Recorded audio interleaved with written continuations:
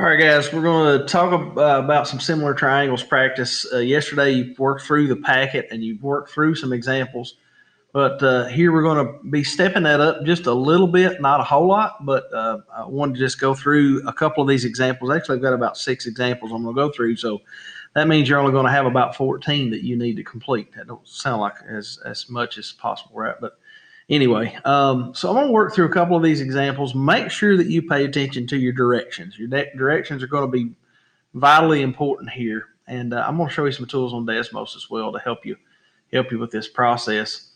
So it says state if the triangles in each pair are similar. So notice state if they are similar. It's not telling you that they are. It's saying they might not be. Okay. It says state if the triangles in each pair are similar, and if so, complete the similarity statement. So let's look at number one. And if you remember yesterday, by looking at similar triangles, you remember that in order for triangles to be similar, one of the criteria is that both of the triangles have to have the same angles. So let's look at this one right here. And again, this is a little bit hard to understand what's really going on here, but I want you to imagine that you've got a smaller triangle right here that's kind of sitting on top of a larger triangle, okay? So we've got two separate triangles here that we're comparing to one another.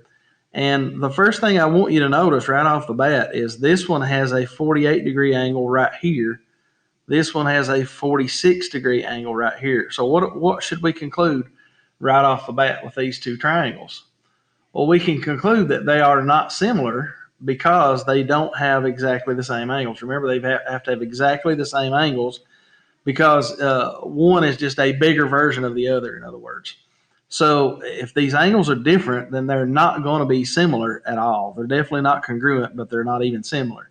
So on this case right here, we could go ahead and just say not similar. Okay, so we don't need to do anything else at all with those. So that's why I wanted to go over that because, again, some of these may be not similar at all. Now, before you just decide it's not similar, you need to actually do some math and figure that out. So if I get all 5 of these questions back and all of them say not similar, then I'm going to know that you didn't really even try to see if they're similar or not. And I can tell you up front, they're not all not similar. In other words, there are some similar triangles in this first 5 questions. All right, so for number 2, it says, again, state if the triangles in each pair are similar, and if so, complete the similarity statement. Well, in order to decide that, I'm going to have to really work through this problem and see if I can come up with proportions between these two or equivalent fractions. And so let's just look at this, and if you notice, this one looks like it's rotated, right? So if I were trying to compare sides between, let's call this the small one and the large one, I'm going to say probably this side is probably similar to this one. Would you not? That if you turn this triangle over, then this would be the bottom and this would be the bottom, if we wanted to call it that way. So again, we need to see if these are proportional. So that's the first thing I want to try to do. Gotta love those bells. All right. So let's go ahead and put our small on top and our large on bottom, okay? So we'll go about it that way. And so small is going to be 14, and my large is going to be 77, okay? Now let's think about another side that may or may not be the same. So if you look at this one, to me, this one looks kind of slanted, okay? And some of this is just trial and error. You just got to plug some numbers in and see if they make sense, okay? So in this case, I'm gonna say 28 on the small one is probably the same as 154 in the big one. All right, and there's really no way to tell other than just to plug some numbers in and see. Now I could cross multiply this and see what this comes out to be. As a matter of fact, I'll go ahead and do that, and then I'm going to show you another method to be able to do this as well. So I could do 14 times 154, again right here, and I would get 2,156, okay? Then at the same time, I could take 77 times 28, and if I do that, right here again, cross multiply, I'm also going to get 2,156. So that tells me that those are the same, okay? Now, if that doesn't seem like a good method to you, let me show you another method that you can use with this process. And it's going to be using Desmos, actually. A lot of you were used to the Inspire calculator. It's okay. Now we've got to adjust, right? So I'm going to bring up the Desmos calculator real quick. And I want you to notice what you can do here. So you remember our first fraction that we had was 14 divided by 77. And notice it automatically tries to start giving me an answer right here. But you also notice that right here you have a little fraction button. If you hit that, notice what it does. It simplifies that to 2 over 11. Let's do the other fraction that we had, which was 28 divided by 154. And you can probably already tell just by this number because we've already seen it once. But we hit this fraction button again, and notice what happens. It tells me that those fractions are exactly the same. So we have, in essence, found similar fractions. And so when we do that, we know that we're on the right track, okay? The issue now is we have to try to complete this similarity statement. So notice what the similarity statement's saying. It's saying triangle UVW. So UVW is similar to what? Well, notice I start over here in this corner, and I go over to this corner, and then come back down, okay? Let's let the bells finish once again. It will remind you of school, right? And make you miss this place. And so we're going to go ahead and put our triangle because we know this is similar. We figured that out. So let's think about what we have here. We've got from U to V to W is our similarity statement, right? From U to V would be the same thing as going from F to G, okay? So I'm going to do F, G, and then from F to G to H. And let's just make sure that makes sense. So UV is 77, FG is 14. That makes sense. VW is 154 and GH is 28. So our similarity statement is right. Again, you remember from yesterday that these two letters should correspond to these two letters. These two letters should correspond to those two letters and vice versa. All right, so that's all you have to do on problems 1 through 5. Not a whole lot of math other than just trying to make sure that you have similarity here. All right, so let's look at number 6. So on number 6, it says find the missing length, and the triangles in each pair are similar. Okay, so this is telling you they are in fact similar. Now, I like these problems a lot better. It's not as abstract as what we had just a few minutes ago. But again, there's still a little bit of math that needs to be done, but it's really helping you to understand what you need to do. So let me zoom in on this on number 6 here. Zoom back out just a little bit. All right, so it's telling me, and this is the key, this similarity statement right here. This statement right here tells you, and you notice it's not congruent, but it's got the little curly, which means it's similar. So it's really telling me what sides I need to put with what. Now, the fact that it said the triangles in each pair are similar means that we can say they are proportional. And I want you to think about that. Anytime you hear the word similar, I want you to think proportional. So if it's a proportion, I'm going to go ahead and set up a proportion. So line fraction bar equals fraction bar. Well, we can go ahead and set this thing up. Now, notice what we're given. It says UV, okay? So UV is 55.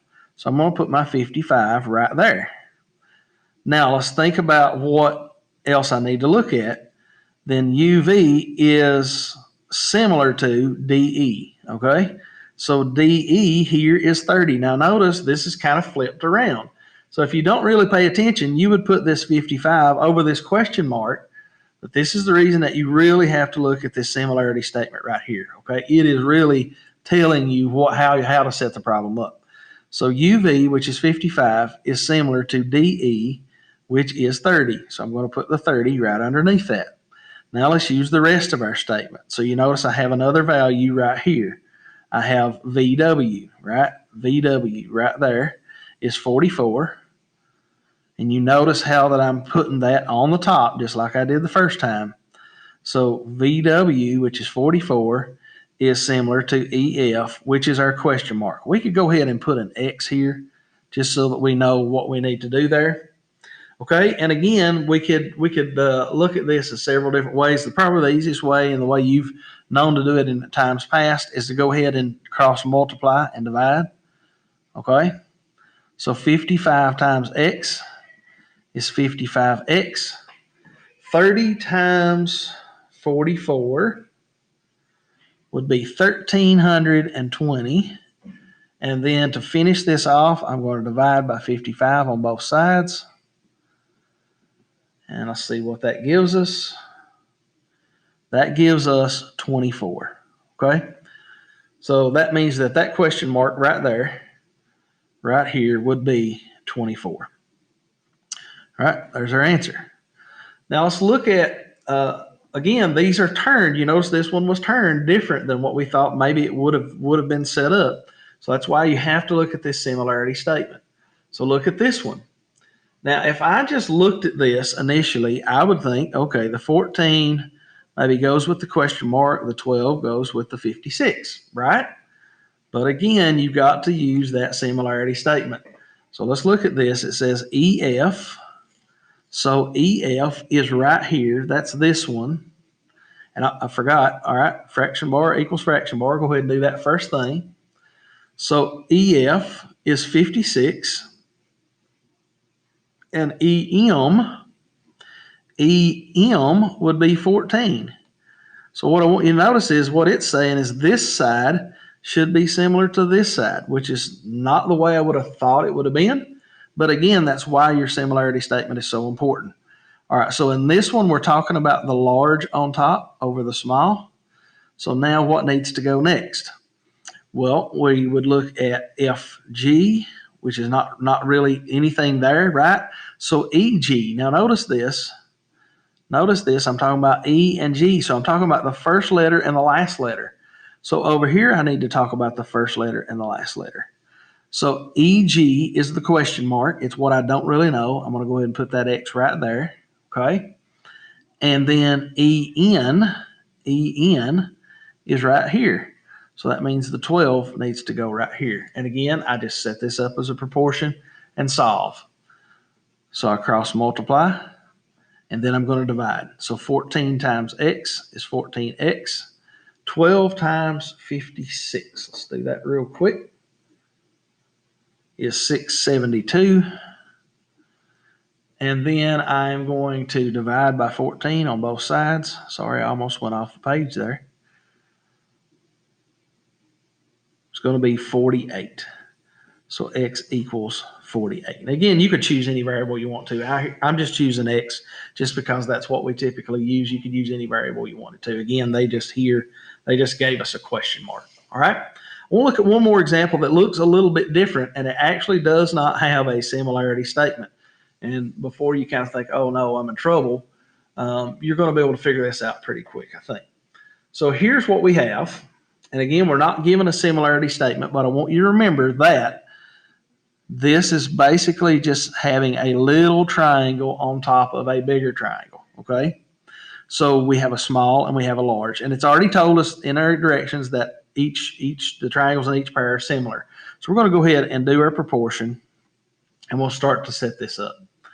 Now what I want you to notice is you have this side right here, KT, right?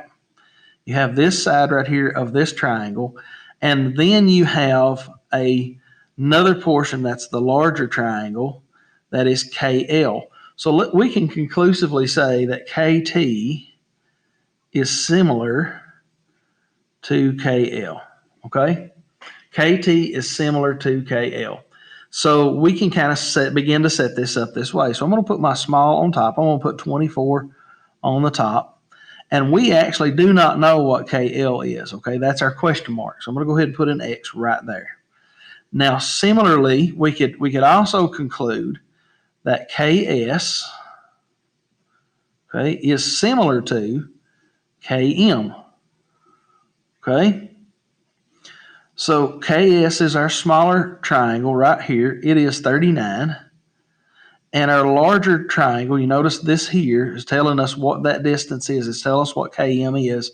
Km is actually 52. And so in this case, now again, we do the same exact process again. We can cross multiply and divide. So I'm going to cross multiply and divide. I'm going to have 39x equals 24 times 52. 24 times 52 is 1,248. You notice a lot of these numbers are big. That's okay. We've got tools and methods to help us with this. And so at this point, I'm going to go ahead and divide by 39 on both sides. And if I divide that by 39, I'm going to get x equals 32. Okay? So 32 would be my answer. All right, last problem. We're going to step it up just a little bit more. You know, we just can't leave this thing alone, but we've got to take it to a whole new level, right? So the next question, it says solve for x. This time it's going ahead and putting in a variable for us, but it's also adding a little more to the process, okay? And it tells you that the triangles in each pair are similar. So we know they're similar, which means we also know that they are proportional, right? They are proportional. So as soon as we see that in any directions, then we know, let's go ahead and just set up our proportion. Fraction bar equals fraction bar. Now with this one, you actually have several choices, okay? I want you to think again that this is just that little triangle sitting on top of a larger triangle. So we still have a small, we still have a large. Now we just need to figure out what we need to set up. And there's several options here. First of all, we know that we need this as part of our process, right? Because we got to solve for x. So what is that right there? What is this measurement that it's giving me? Well, it's really TU, okay? It's the larger triangle, and it's this particular side. So I'm going to go ahead and write 5 plus 9x right up on that top part right there because I know it has to be involved, right? Now let's think about what side is similar to that. Well, this is this particular side right here, right? The whole length. Well, what side on the smaller triangle is proportional to that? Well, you notice this TE right here would be our smaller side. So we'd go ahead and put 15 right here, okay? Now we really have choices. We can choose whether we want to use this 90, which is VU, which would correspond to FE right here, which is 27, or we can use this longer side over here, which is 60, and put it over 18. It really doesn't matter. It's kind of a matter of choice. That's the reason that we dealt with this one first, so that we make sure that it's a part of the problem, but it doesn't really matter what we use as the other. In this case, I'm just going to go ahead and use this bottom one, 90. So again, remember this was large, this was small. So I'm going to go ahead and put 90 up here on top. What side corresponds with this 90? Well, this is kind of like the base of the big triangle. So what's the base of the small triangle? Well, it's right here. It's FE, right? So I'm going to go ahead and put 27 right there. Now you're thinking to yourself, wait a minute, this does not look like what I had a few minutes ago. Well, it's really, really similar, but there's one little small tweak that we have to do. Remember, we still, in order to solve these proportions, we have to cross multiply and divide. But I really want you to think about this. The first part's pretty straightforward. 15 times 90. 15 times 90 is 1,350. Okay? What I want you to think about more carefully is this other part. I have 27 times 5 plus 9x. My question to you is this: is this 27 being multiplied by 5, or is it being multiplied by 9x, or is it being multiplied by both? Well, the answer is it's really being multiplied by both. You're really taking 27 times 5 plus 9x, okay? It has to be multiplied times that whole quantity, which is why I kind of wrote it in parentheses. If ever you're in doubt, just go ahead and write something in parentheses like that, and then it helps you to understand that, oh, I can see it now. There's a distributive property that needs to really happen with this problem, okay? So this is going to be a little more math, but it's all right. We can do it. So we're just going to bring down the 1,350. We're going to do 27 times 5. So 27 times 5 is 135. And then we're going to do 27 times 9x. So 27 times 9 is 243x. Okay, now we've just got something algebraic that we need to solve. So we're going to subtract 135 from both sides. So 1,350 minus 135 equals 1,215. This just canceled out, and it equals 243x. Boy, we run out of room, right? But we can do this. Last step, I'm going to divide by 243, and we end up with a grand answer of x equals 5. And so x equals 5 is our answer. I know those are a little more involved. You've only got 4 more of those to do, but hopefully this has been helpful to help you to understand exactly how you need to set that problem up.